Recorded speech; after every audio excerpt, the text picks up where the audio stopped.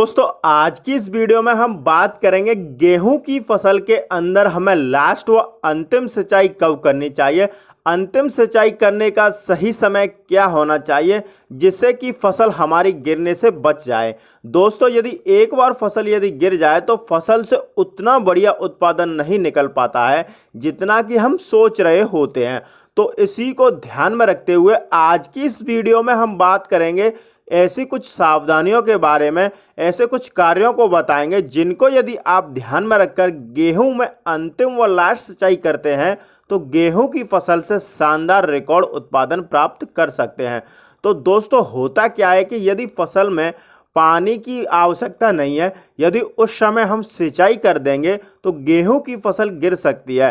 कभी कभी तो पूरे खेत में गेहूं गिर जाते हैं जिससे हमें 4 से 5 कुंटल तक की पैदावार कम हो जाती है। यदि हमने ध्यान नहीं दिया, हमारे गेहूं की जो बालियां का भराव चल रहा है उस समय पर पानी की आवश्यकता नहीं है, हमने सिंचाई करी तो किसान भाइयों काफ़ी ज़्यादा नुकसान हो सकता है। बालियों में दाना भराव अच्छे से नहीं होगा, जो दाने की क्वालिटी है किसान भाइयों वह दाने छोटे पतले रह जाएंगे। इस चीज़ को हमें बहुत ही ज़रूरी हो जाता है कि आखिरी सिंचाई हमें कब करनी चाहिए। तो दोस्तों वीडियो शुरू करने से पहले यदि आप हमारे चैनल पर पहली बार आए हैं तो कृपया करके चैनल को सब्सक्राइब कर लें, पास वाले बेल आइकन घंटे को प्रेस कर लें ताकि अगली व इम्पोर्टेंट वीडियो का नोटिफिकेशन मिल जाए। तो चलिए शुरू करते हैं। किसान भाइयों सबसे पहले जानते हैं हमें गेहूं की फसल में अंतिम सिंचाई कब करनी चाहिए, आखिरी पानी हमें कब लगाना चाहिए, हमारी मिट्टी किस प्रकार की है। यदि आपकी जो मिट्टी है वह दोमट मिट्टी है, गेहूं में बालियां निकल रही हैं, बालियों के अंदर दानों में दूध अच्छे से बन गया है, तो उस समय पर पौधे को नमी की आवश्यकता होती है, तो आप हल्की सिंचाई कर सकते हैं। इस स्थिति में किसान भाइयों यदि आप सिंचाई करोगे तो हमारा जो गेहूं का दाना है वह धीरे धीरे पक जाएगा, गेहूं पतला व कमज़ोर नहीं रहेगा जिससे कि हमें एक अच्छी पैदावार प्राप्त होगी। लेकिन किसान भाइयों यहाँ पर ध्यान रखना है, यदि आपकी मिट्टी रेतीली बलुई दोमट मिट्टी नहीं है तो उस कंडीशन में हमें पानी किस प्रकार से लगाना है। हल्की मिट्टी है किसान भाइयों तो आपको अपने गेहूं में आखिरी पानी कैसे लगाना है।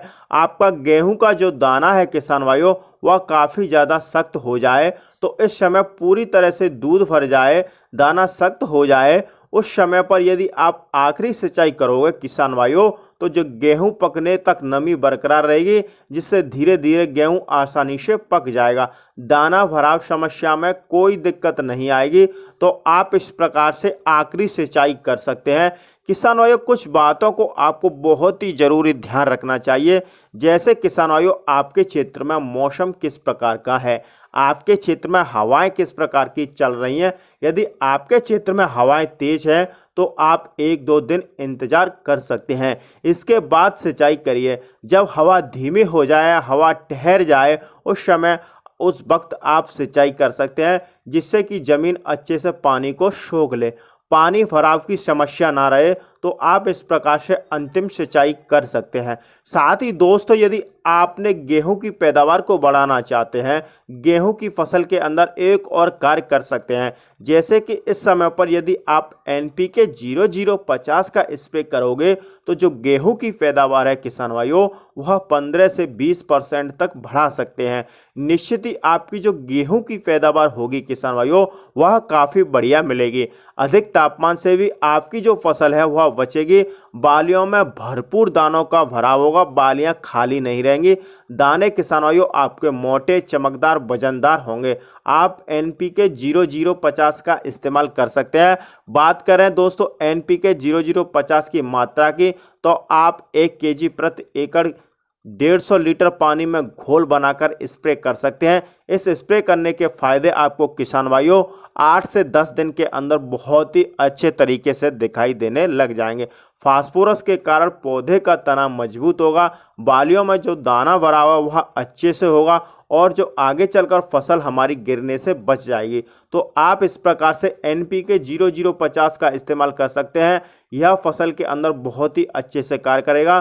तो दोस्तों आप इस प्रकार से गेहूं की फसल में अंतिम सिंचाई करते समय कुछ जरूरी बातों को ध्यान में रखकर सिंचाई कर सकते हैं, तो आप अपने गेहूं से रिकॉर्ड उत्पादन भी प्राप्त करेंगे। तो दोस्तों, आज का वीडियो आपको कैसा लगा कमेंट करके हमें जरूर बताएं। वीडियो पसंद आई तो वीडियो को लाइक करें, चैनल पर पहली बार आए तो सब्सक्राइब करना ना भूलें। वीडियो देखने के लिए धन्यवाद। जय जवान जय किसान।